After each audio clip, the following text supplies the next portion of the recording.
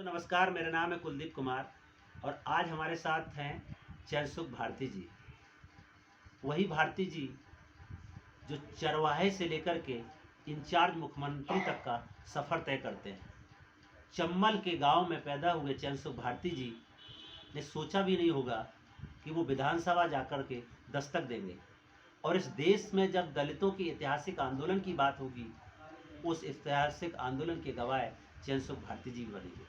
आज हमारे साथ चैनसुख भारती जी हैं, उनसे हम उनके सफ़रनामे को जानेंगे, बचपन से लेकर के आज तक की उनकी कहानी को जानेंगे। चैनसुख भारती की कहानी उन्हीं की जुबानी। इस देश में जब भी दलित आंदोलन की बात होगी, इस देश में जब दलितों के हक, अधिकार और सम्मान की लड़ाई लड़ी जा रही थी और कांसीराम साहब साइकिल लेकर के उत्तर प्रदेश की गलियों गलियों में भटक रहे थे, तभी चैनसुख भारती से कांसीराम जी की मुलाकात होती है और फिर चैनसुख भारती जी कांसीराम साहब के उस कारवां में जुड़ जाते हैं। साहब कहते थे, मैं तो अकेला चला था जानवे मंजिल, मगर लोग जुड़ते गए, कारवां बनता गया। उसी कारवां के सबसे बड़े सहयात्री चैनसुख भारती जी आज हमारे साथ हैं। चैनसुख भारती जी को उत्तर प्रदेश की राजनीति में, उत्तर प्रदेश के आंदोलन में पहले पायदान की जो लिस्ट होती है उसमें प्रमुखता से गिना जाता है, क्योंकि जब उत्तर प्रदेश में DS4 से लेकर के बामसेफ के आंदोलन से लेकर के उत्तर प्रदेश में जब बहुजन समाज पार्टी का निर्माण हुआ, 1984 के जो दंगे हुए, उसके बाद से लेकर के चाहे वो बाबरी मस्जिद से लेकर के पूरा जो आंदोलन चला और कांसीराम की जो साइकिल यात्रा चली कन्याकुमारी से, कश्मीर से कन्याकुमारी तक, उन सभी यात्राओं के सहयात्री बने चैनसुख भारती जी आज हमारे साथ हैं। उत्तर प्रदेश में जब दलितों की राजनीति शुरुआत हुई और जब चुनाव हुआ, बहुजन समाज पार्टी का खाता खुला, तो पहले विधायक चुने जाने वाले चैनसुख भारती जी आज हमारे साथ हैं। इनको उत्तर प्रदेश का बहुजन समाज पार्टी का खाता खोल विधायक भी कहा जाता है। जब बहन सुश्री मायावती जी विदेश जाती हैं तो चैनसुख भारती जी को इंचार्ज मुख्यमंत्री तक बना जाती हैं।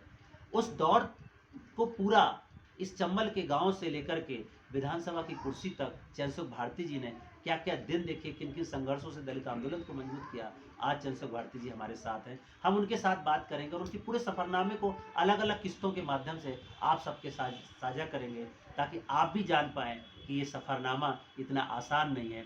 दलित आंदोलन के लिए ये संघर्ष इतना आसान नहीं है। महापुरुष बोलते हैं कि बहुजन मूवमेंट के लिए यदि आप कुछ न कर पाओ तो चिंतित नहीं होना, किसी बहुजन महापुरुष की एक किताब उठा के पढ़ लेना, अगर आपके शरीर के रोंगटे खड़े हो जाएं तो समझ लेना कि आप मिशन और मूवमेंट के लिए कुछ कर सकते हैं। ऐसे ही कहानी चैनसुख भारती जी की है, जो निश्चित तौर से हम सबके रोंगटे खड़े करती है, हम सबको मोटिवेशन देती है, हम सबको प्रेरणा देती है कि कहाँ चंबल की घाटी के एक गाँव में जन्मने वाले दलित समाज से आने वाले चैनसुख भारती जी एक दिन विधानसभा तक और इंचार्ज मुख्यमंत्री तक का सफ़र तय कर जाएंगे। आज हमारे साथ 80 साल से ज़्यादा की उम्र में वो अभी भी सामाजिक कार्य में निरंतर लगे रहते हैं, धम्म के काम में निरंतर लगे रहते हैं। किसी की पंचायतें हों, किसी के झगड़े हो, सबको निपटाने में अग्रणी भूमिका में रहते हैं। चैनसुख भारती के सफ़रनामे को आप सबके साथ हम लेकर के आए हैं। चैनसुख भारती की कहानी, चैनसुख भारती की ही जुबानी, आप उनके सफ़रनामे को उन्हीं के मुँह से सुनेंगे और उनसे जानेंगे कि क्या क्या वो दिन रहे, क्या क्या दौर रहे, जिस पर उन्होंने एक दलित आंदोलन को खड़ा किया और आज एक हम सबके प्रेरणा स्रोत बन गए हैं। चैनसुख भारती जी, आपका स्वागत है। आप अपना नाम बताइए, बहुत सारे लोग आज आपको देख रहे हैं। प्रिय कुलदीप जी, मेरी जन्मभूमि मऊ कनार है जी और मैं उसकी आज भी पूजा करता हूँ। जी मेरा नाम चैनसुख भारती है। जी मेरे पिता का नाम श्री मोहन है जी और माता जी का नाम उछीबाई है। जी और हमारे बड़े भाई जिन्होंने पूरा हमको पढ़ाने में भयंकर सहयोग किया, विकट सहयोग किया, उनका नाम जगन्नाथ प्रसाद है जी समझे ना। और उनके एक पुत्र महादेव प्रसाद जी हैं, जो कि काफ़ी मेहनत कर रहे हैं। जी। तो आपका बचपन कैसे बीता, थोड़ा बचपन के बारे में बताइए। बचपन में ऐसा है कि बचपन में गाय और भैंसें चराता था। जी गाय भैंसें बड़ी लगन से चराता था। हाँ, सामने देख करके बताइए, आप लोग आपको देख रहे हैं। हाँ कोई भी ये नहीं कह सकता था जी कि ये लापरवाही करते हैं, जी समझे ना। हाँ तो हमें लोग बड़ी प्रशंसा करते थे कि ये लड़का बहुत अच्छा है। तो फिर इसके बाद हमारे गुरु जी एक श्यामदास जी, जी जिन्हें चथरिया बाबा भी कहते थे, जी उन्हें पिताजी से कहा कि मोहन, ये लड़का होशियार है, इसको पढ़ाइए। तो गुरु जी को मैंने उनको गुरु भी मान लिया और पिताजी ने हमें युवराजपुर प्राइमरी स्कूल में भर्ती करवा दिया। जी तो वहाँ पर मैं जो है प्राइमरी मैंने जुगाड़पुर स्कूल से किया। उस समय हमारे साथ में हमारी बहन राजकुमार थी और हमारी बड़ी बहन थी लाडगढ़ थी और एक बहन थी हमारी मूला, समझे ना, बाल विवाह के पहले ही एक्सपायर हो चुकी थी। तो प्यारे साथी, फिर मैं जुवराजपुर से प्राइमरी करने के बाद जुवराजपुर प्राइमरी में एक थे ठाकुर शिवराम सिंह, तो उन्होंने जो है एक सुशील बालक की कहानी सुनाई। सुशील बालक की कहानी में क्या था, सुशील बालक प्रत्येक दिन माता पिता के पैर छू के आता था और फिर जाके गुरु जी के पैर छूता था, और फिर जब समाप्त स्कूल हो जाता था फिर वो पैर गुरु जी के छू करके फिर माता पिता के पैर छूता था। तो मैं जीवन भर उनकी शिक्षा को माना, उससे मुझे लाभ मिला और उससे मुझे जो है थोड़ा लाभ मिला, बहुत मिला। हम लोगों को प्रवचन करते हैं तो लोगों को सुनाते हैं कि माता पिता सबसे बड़े देवता, गुरु सबसे बड़े देवता है। तो प्रिय साथी, इसके बाद प्राइमरी स्कूल के बाद जो है उस समय जो है थोड़ा डकैतों का दौर शुरू हो गया था। उस समय जमींदारी प्रथा भी थी। हमने उस जमींदारी प्रथा को भी देखा है कि लोग पढ़ने में लोगों को हतोत्साह करते थे, लेकिन हमें तो पिताजी ने बड़े दम से पढ़ाया, तो मैंने प्राइमरी कर लिया जुवराजपुर से। इसके बाद मिडिल स्कूल भदेल में मेरा नाम लिख गया। मैंने 6 से 7 से 8 तक मिडिल स्कूल किया और उस मिडिल स्कूल में पहले 3 क्लास की इकट्ठी परीक्षा होती थी और मैं पहले नंबर पे वहाँ पर आया। तो मुझे बड़ी खुशी हुई। तो फिर तो उस समय में बीमारी पड़ गया, लेकिन पिताजी ने हताश नहीं हुए। पिताजी ने हमें फिर जो है कक्षा 9 के लिए गवर्नमेंट कॉलेज उड़ई भर्ती कराया जा करके, उड़ई भर्ती कराया जा करके। तो वहाँ पर जो है मैंने 2 लोगों से मेरा साथ हो गया। एक तो दीनदयाल बिलागी जी, भगवान बुद्ध के पक्के अनुयायी थे, और एक रामदास अमीर। तो ये दोनों मित्र थे। तो इन्होंने भंते को बनाया था चीन से। तो उस समय एक मूल भारतीय संस्था भी चलती थी, उसका भी मैं सदस्य हो गया। तो मैं उन्हें वहाँ पर किताबें पढ़ी मूल भारतीयों की, जैसे संत रविदास जी की, कबीर साहब की, भगवान बुद्ध की, बाबा साहब की, रूपा फुले की। तो वो जो पहले मैं नहीं जानता था, पहले तो मैं रामायण और आल्हा का बड़ा शौकीन था। तो जब उन्हें किताबें पढ़ी तो भंते जी ने बाबा साहब की किताब दी, उसी समय से मैं जय भीम बोलने लगा, क्योंकि बाबा साहब का ही आशीर्वाद है जो दलित लोग, पिछड़े लोग जो हैं, शिक्षा के दरवाजे उन्होंने खोले, मान सम्मान के दरवाजे खोले, अच्छे कपड़े पहनने के दरवाजे खोले और अच्छे खाने पीने के दरवाजे खोले। मतलब जितनी भी विकास की बातें हैं सब बाबा साहब की किताबों में मिला, तो हम बाबा साहब के पक्के अनुयायी बन गए। तभी से 1958 से ही हम जय भीम बोलने लगे। तो 1958 से भारती जी जय भीम बोल रहे हैं और जय भीम बाबा साहब के आंदोलन के साथ जुड़े हैं। भारती जी, आप ये बताइए, आप चूंकि चंबल के गांव से आते हैं, वो दौर कैसा था, किस तरीके के हमारे समाज की हालात थी और किन हालातों में आपने पढ़ाई हासिल किया और इस लेवल तक आए? ऐसा था, उस समय जमींदारी प्रथा थी जी। 1946-42 में जमींदारी प्रथा थी जी। उसमें गरीबों को, दलितों को ऊंचा उठने के लिए कोई मौका नहीं दिया जाता था। उनसे तो गुलामी करवाओ और पेट भर थोड़ा सा भोजन उनको देते रहो। तो उस समय का दौर तो ऐसा था कि वो तो बाबा साहब का मिशन तो बहुत कम, धीरे धीरे लोग जानते थे, अच्छा नहीं जान पाए थे, समझे ना। तो उस समय दौर ऐसा था कि लोगों को ऊंचा उठने का मौका ही नहीं दिया जाता था। लेकिन फिर भी हमारे पिताजी ने और हमारे गुरु जी ने हमको जो है ऐसा मौका दिया कि हम हाई स्कूल इंटर मैंने उड़ई से कर लिया, अच्छे नंबरों से कर लिया जी। और अच्छे नंबर करने के बाद लोग थोड़े हमें सम्मान भी देने लगे। हम गांव में भी आते थे तो जय भी बोलते थे, तो लोगों को बुरा लगता था थोड़ा। उसके बाद हम कानपुर गए। कानपुर में एडमिशन न होने पर हमें फिर चला गया बकेवर। उस समय आगरा यूनिवर्सिटी केवल थी और जो कानपुर और झांसी यूनिवर्सिटी नहीं थी। तो उस यूनिवर्सिटी में मेरा वहाँ पर आगरा इंटर डिग्री कॉलेज में एडमिशन हो गया।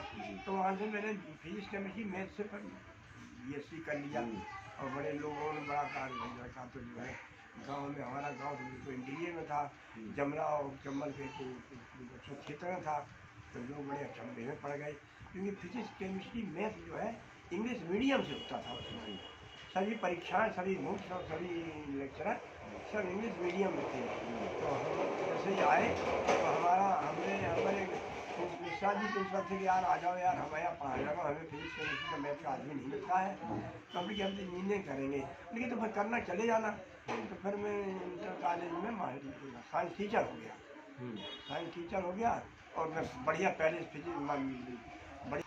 मैं छोटे से कप्तान गाता था। हमने चाहे प्राइमरी में रहा हो, चाहे मिडिल में रहा हो, चाहे GIC में रहा हो। तो GIC से हमने फिर इंटर कर लिया। इंटर करने के बाद जो है फिर हम अभी भाषण भी देता था और मैं NCC का कारपोरेटर भी था। मतलब हम उत्साह रहता था, खेल कूदों में भी मैं भाग लेता था। तो उसके बाद मैंने मिडिल करने के बाद मैं बकेवर चला गया। बकेवर में हमारा एडमिशन हो गया फिजिक्स केमिस्ट्री मैथ से, और वहाँ पर मैंने फिजिक्स केमिस्ट्री मैथ से मैंने BSc कर लिया। BSc करने के बाद मैं घर आया तो प्रिंसिपल साहब से इंटर कॉलेज कुठौन में बोले यार मेरे यहाँ आ जाओ, हमें फिजिक्स केमिस्ट्री मैथ की साइंस टीचर की ज़रूरत है। हम कि मैं BSc ये करूँगा। अरे आ जाओ, फिर चले जाना। तो फिर हमने ज्वाइन कर लिया। ज्वाइन में हुआ कि हमारे पिताजी की साधारण स्थिति थी, भैंसियाँ 2 मर गई और पिताजी भी एक्सपायर हो गए। तो फिर जो है हम जो है वहीं पढ़ाते रहे। तो पहले मैं साइंस टीचर रहा, फिर प्रवक्ता रहा, आज फाइनल में प्रिंसिपल से रिटायर हुआ था। तो मतलब आप इंटर कॉलेज के प्रिंसिपल तक पहुंच गए, इंटर कॉलेज में लेक्चरर बन गए। तो ये जब आपने गांव मऊ से लेकर के, चूंकि आप कुठौन में रहते हैं, तो कुठौन आना कैसे हुआ? मतलब वो भी कोई घटनाक्रम रहा, क्या वजह थी? कुछ घटनाएं तो रही, तो वो बताइए, हम लोग जानना चाहते हैं। उस समय ये था कि शेड्यूल कास्ट के आदमी को पढ़ने लिखने का कोई विशेष अधिकार नहीं था, नौकरी करने का कोई विशेष अधिकार नहीं था। तो हम बढ़िया पैंट शर्ट पहन करके किसी और समय टेरिकॉट चलता था। तो मैं आता था तो गाँव वालों को भी बुरा लगता था, कुछ हमारे परिवार वालों को बुरा लगता था, कुछ समाज को भी बुरा लगता था। तो फिर हमारे यहाँ 3 बार नकल लगी। नकम को बताइए, लोगों को पता नहीं है नकम मतलब डकैती पड़ी। नकम डकैती नहीं। हाँ। नकम में ये होता है कि लोग जो है दीवारों में छेद करके सामान चुरा ले जाते हैं। अच्छा, मतलब चोरी का चोरी कहते हैं। हाँ। 3 बार चोरी हुई। फिर इसके बाद भी लोग थके नहीं और हम भी नहीं थके। हम तो जानते थे कारण क्या है, क्योंकि हम तो उसे दलित समाज से थे। तो लोग दूसरे लोग जलते ही तो परिवारों के लोग पूछते थे। बिल्कुल। तो हुआ क्या, फिर जब हम जान गए किस कारण से ये लोग जलते हैं, तो भाई साहब से मैंने कहा, तो वो 3 बार, एक बार डकैती पड़ी तो हमारी शिक्षा तोड़ दिए। अच्छा। हाँ, और भाई साहब हम बंद रहे। उस समय डकैतों का बड़ा बोलबाला था। उसमें फूलन देही, कुशवा नारायण और श्री राम, लाला राम, हक्का आदि बहुत डकैत करते थे। लेकिन हमारे गांव वाला छोटा गांव था, 2-3 आबादी वाला, तो वहाँ कोई बोलता नहीं था। हम लोग गाँव वालों समझाते थे यार डकैत आए तो उन्हें तुम खाना दे देना, पुलिस आए तो उन्हें दूध पिला देना, तुम चुगली किसी की नहीं करना, तुम गाँव में आराम से रहोगे। लेकिन फिर भी गाँव वाले हमसे जलते रहे। तो इस तरह से 2-3 बार हमारे पास डकैती भी पड़ गई। डकैती पड़ने पर हमने भाई साहब से कहा, तो भाई साहब ऐसा है, इन लोगों को जलन होती है, ऐसा करो हम महादेव प्रसाद नाम भतीजे को तो वो सीट ट्रेनिंग करवा दिए ग्वालियर में, और हम रहने लगे कुठौन में, आप रहो बंकुराज में। और कोई घटना हो जाए तो सालों को डकैत बन करके छोड़ना नहीं है, जिन्होंने डकैती करवाई हो तो जब प्रण किया। लेकिन उसका हमें लाभ मिला। लाभ ये मिला कि हम जब कुठौन रहने लगे तो हमको कानपुर जाने का, मीटिंग हुई BSP की या बहुत धर्म की, लखनऊ जाने का, उड़ई जाने का, कानपुर जाने का, विभिन्न शहरों में जाने का हमें मौका मिला। हम जय भीम खूब जोर से बोलते थे, तो जय भीम में हम प्रसिद्ध हो गए थे। तो मतलब 1940 में 7 जुलाई 1940 को जन्मे चंद्रशुख भारती जी। मतलब जब हमारा देश आज़ाद भी नहीं हुआ था, जब देश आज़ाद हुए, आज 75 साल पूरे हो रहे हैं। चंद्रशुख भारती जी का भी जीवन लगभग 80 साल के ऊपर हो चुका है। आज भी भारती जी समाज के लिए चिंतित रहते हैं, और भारती जी के सफ़रनामे को हम उन्हीं की जुबानी सुन रहे हैं कि बचपन से लेकर के वो इंटर कॉलेज तक कैसे आए। एक उस गांव में दलित लड़का, जो चंबल का बीहड़ का गांव है, मऊ कनार, कितनी सारे वो बता रहे हैं कि जमींदारी का दौर था, अच्छे कपड़े पहनने पर दिक्कत थी, दलितों के हालात तो आप समझ सकते हैं। जब आज ये हालात है, इससे आज के 75 साल पहले क्या हालात हुए होंगे। पूरे देश में, देश आज़ाद हुआ, आज़ादी के बाद तमाम तरीके की चेतनाएं आई, उस चेतना में 1958 में भारती जी जय भीम बोलने लगे थे, और उसके बाद से लेकर के वो इंटर कॉलेज तक यहाँ पर आए। भारती जी, उस दौर में समाज की क्या स्थिति थी? उस समय समाज में शिक्षा का कोई प्रचार नहीं था। जी शिक्षित, जब आदमी शिक्षित नहीं होगा तो विकास नहीं हो पाएगा उसका। वो सब गुलामी करता था ज़्यादातर। जी उस समय तो वह स्थिति थी कि आदमी जो है गठूड़ी निकाल करके और लुनाई करके अपने बच्चों को पेट पालता था, अपनी निजी खेती नहीं कर पाता था। ये निजी खेती करने का उसे अवसर नहीं दिया जाता था। तो उसमें हुआ क्या कि हम जो है जब उड़ई पढ़ने लगे, उड़ई से आकर के हम यहाँ इंटर कॉलेज में आ गए, तो हमारे कपड़े और हमारी वेशभूषा और हमारी उस शोभा देख करके लोग जलते थे। तो लोगों ने पहले तो चोरी कराई और फिर नकब डकैती लगवाई। तो हमें भाई साहब का हम पहुँच जाएंगे और आप यहीं रहो। महादेव प्रसाद भतीजा है, उसको ओवरसीज ट्रेनिंग हमने ग्वालियर डाल दिया। हमने कहा जो यदि ये लोग कोई एक घटना कर देते हैं तो हम लोग फिर 4 डकैत होकर के फिर हम उसको छोड़ेंगे नहीं। लेकिन उसका लाभ ये हुआ कि हम जब यहाँ आठ आ गए तो उसमें ये हुआ कि हम जब तमाम मीटिंग ज्वाइन करने लगे तो मीटिंग का ये असर हुआ कि हमें समाज के लोग जानने लगे। जब समाज के लोग जानने लगे तो ये 1989 में क्या हुआ, जनरल इलेक्शन हुआ। वो जनरल इलेक्शन में 12-13 लोग मांगते रहे टिकट DSP नहीं, तो अभी उस पर हम बात करेंगे। अभी चंद्रशेखर भारती जी का हमने ये पहली कड़ी में जो बातचीत किया है वो बचपन से लेकर के इंटर कॉलेज तक। भारती जी, उस दौरान जब आप इंटर कॉलेज में प्रवक्ता बने थे, तब तक क्या आपने सोचा था कि आप आगे चल के राजनीति भी करेंगे, या सोच लिया था कि नहीं अब तो प्रवक्ता बन गए हैं, अब जिंदगी कट जाएगी, बच्चे आराम से हाँ, हो ये बात आप सही कह रहे हैं। हमने सोच लिया था जी कि हम 1995 में MLA का चुनाव लड़ेंगे। अच्छा, आपने के दिमाग में पहले से था कि हम राजनीति करेंगे। तो आपका चूंकि ये जो सफरनामा जब हम पहली कड़ी में बात कर रहे हैं भारती जी के बचपन से लेकर के इंटरमीडिएट और प्रवक्ता बनने तक का, इस दौरान आपका वैवाहिक जीवन भी रहा है, उसके बारे में कुछ बताइए। अच्छा, उसके बारे में ये है कि पहले शादियाँ बहुत छोटे में हो जाती थी जी। मैं चौथे में पढ़ता था तो मेरी शादी हो गई थी जी यशोदा नाम की लड़की मथुरा से। जी तो उसमें ये हुआ कि मथुरा का एक लड़का था कुलदीप नाम का, वो हमारा नाती लगता था। बोला कि बाबा जी हमको भी नेता बनना है। हमने कि बेटा नेता लगन से बनता है। हमने कि हमें किसी ने नेता नहीं बनाया। हमने उसे समझाया।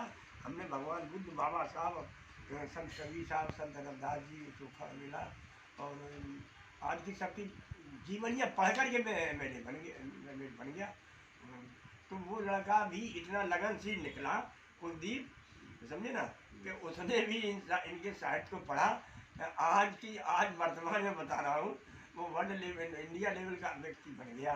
तो कुलदीप जी को मैं धन्यवाद देता हूँ। भारती जी, आपने बहुत सारे युवाओं को प्रेरणा दिया, बहुत सारे लोगों को, और आपके पहले कड़ी में हम लोग उस पर बात कर रहे हैं। जब आपकी शादी हुई थी, कौन सा साल था और क्या दौर था, क्योंकि वो जानना चाह रहे हैं लोग कि भारती जी का सफर आज भी आपकी जीवन संगनी पत्नी आपके साथ है, इतना लंबा सफर आपने गुजारा आज है। भी पत्नी हमारी जो है बहुत सरल स्वभाव की है, अशिक्षित है, लेकिन उन्होंने जब आपकी शादी हुई थी वो वक्त बताइए। वो ऐसा है कि वो जो है बेचारी पढ़ी लिखी थी नहीं, और वो हम जो है पढ़ते थे। तो जब आपकी बारात गई थी तो बैलगाड़ियों से गई थी? बैलगाड़ियों से गई थी। हाँ। और धूड़ी में ऐसे लिटा देते थे। हाँ। खेतों में, समझे ना, कि वो जमाना ही ऐसा था। बिल्कुल। जमाना था, उनका दोस्त नहीं था गाँव वालों का। और वहाँ तक तो इतना था कि वह गाँव में इतनी पिछड़ापन था, इतना बोलबाला था कि एक शेड्यूल कास्ट की लड़की की शादी थी तो ठाकुर की शहर में अपना तो बैठती थी। एक ठाकुर आया तो मैंने जो नहीं देखी, बेचारी गरीब की पांच बैठी है, वो आया तो गाड़ी से कुचलता हुआ दोनों तरफ चला जाए। इतना अन्याय अत्याचार था उस समय, समझे ना। हमारी शादी हुई, शादी के बाद 4 साल बाद तो 3 साल बाद विदा होती थी, समझे ना। तो फिर जो है, और उसके बाद जो है हम लोग जो है, क्योंकि हमारी पत्नी ने जब मैं पढ़ता था इंटर में, तो पत्नी ने बहुत मेहनत करी। बेचारी को खाई भी डालती थी। हम जब पढ़ते थे, गरीबी से गुजरा था, तो उन्होंने खाई भी डाली, निराई भी करी, किसानी के सब काम किए। तो फिर मैंने जब मैं मास्टर बन गया। तो मैंने ये निश्चय किया कि बहुत से लोग सोचते कि अगर को छोड़ देना चाहिए, लेकिन मैंने प्रण किया कि जिसने हमें मनुष्य बनाया, जिससे मास्टर बनाया, इंटर पास करवाया, हम अपना पूरा परिवार को पाल करके रहेंगे और पूरी निभाएंगे। तो आज भी हमारे साथ में 80 साल की हो चुकी है, आज भी आराम होता है।